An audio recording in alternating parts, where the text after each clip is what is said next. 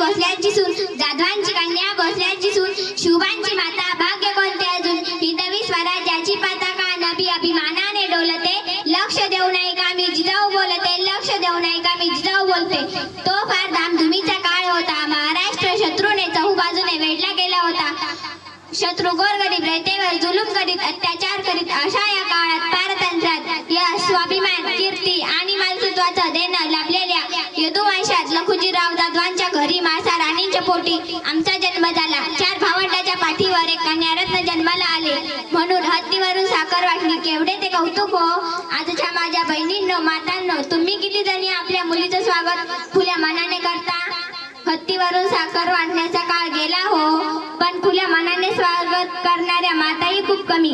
ही खंत आज मी व्यक्त करते. आमच्या मातोश्री म्हाळसा राणींनी आम्हाला 6 वर्षाचे ज्ञान दिले. रामायण, महाभारत सोबतच नामदेवाच्या गाथाही आम्ही ऐकले, समजून घेतले. एकदा स्वराज्य साकारण्यासाठी बलिदान दिलेले एका सरदाराच्या पत्नीला काही कर्मठ लोक सती जाण्यासाठी भाग पाडित होते. आम्ही विरोध केला तर त्यांनी आम्हाला धर्मविरोधक या कठड्यात उभे केले. एरवी स्वराज्य संकल्पक म्हणून गौरविले जाणारे आम्ही थक्क झालो.